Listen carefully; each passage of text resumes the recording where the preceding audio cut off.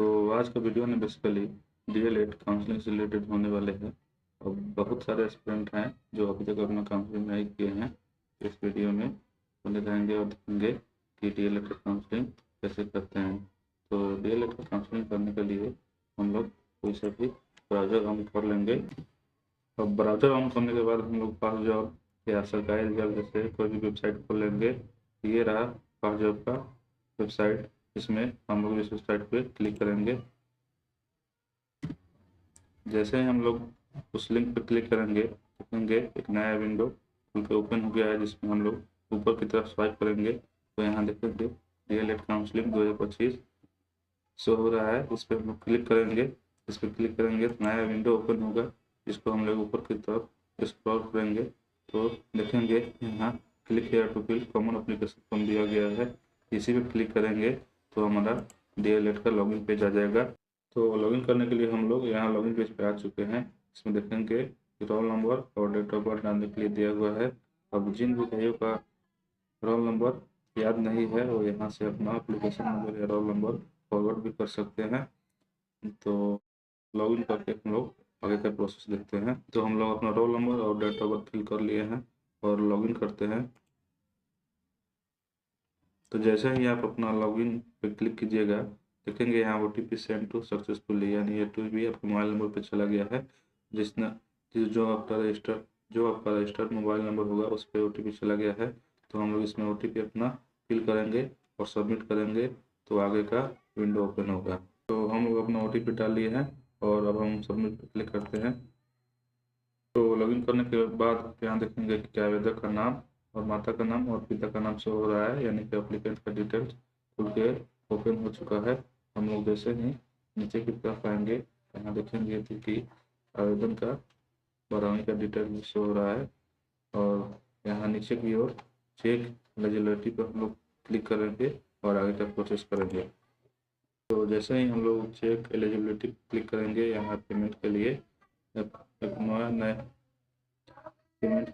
एक नया पॉपअप खुल के ओपन हो जाएगा। इसमें हम लोग पे विथ सरप्राइजर पर क्लिक करेंगे और अपना पेमेंट सबसे पहले जमा करेंगे।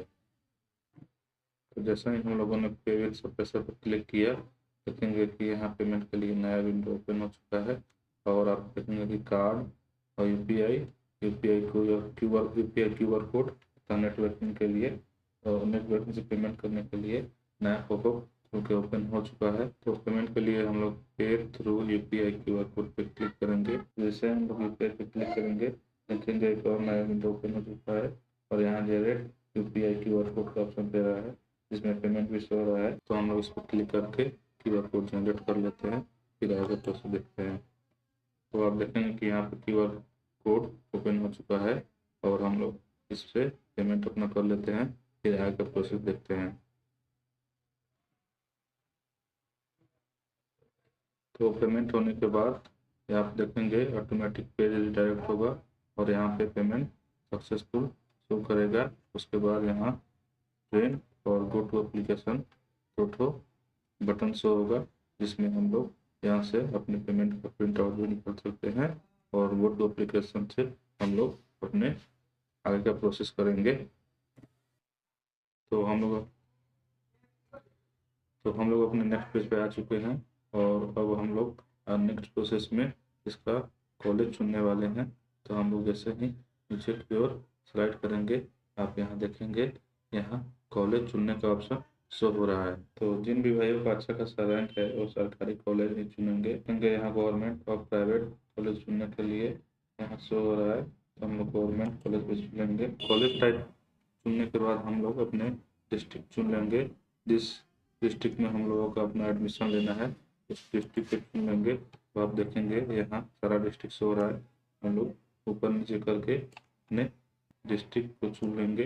तो जैसे ही आप अपने डिस्ट्रिक्ट पे क्लिक कीजिएगा आप देखेंगे कि उस डिस्ट्रिक्ट में जितने भी टाइप कॉलेज हैं यानी कि सरकारी कॉलेज हैं वो खुल के आ जाएंगे। अब यहाँ जो टिक मार्क शो हो रहा है इस टिक मार्क पे हम लोग क्लिक करेंगे तो यहाँ कॉलेज का नीचे की साइड आ जाएगा। तो यहाँ रेड कलर में कुछ लिखा हुआ नोटिस है, जिसमें अब लिखा हुआ है कि आप कम से कम 5 और अधिक से अधिक 30 कॉलेज को चुन सकते हैं।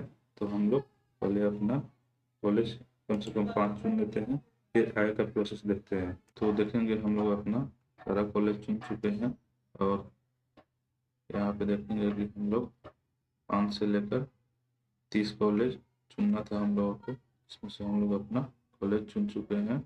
और जिस भी कॉलेज को ऊपर या नीचे यानी कि प्रेफरेंस देना है, ऊपर रखना है नीचे रखना है, उसमें यहाँ पे तीर दिया हुआ है। देखेंगे ऊपर के साइड क्लिक करने पर कॉलेज ऊपर की ओर चला जा रहा है तथा नीचे के साइड क्लिक करने पर नीचे के साइड चला आ रहा है।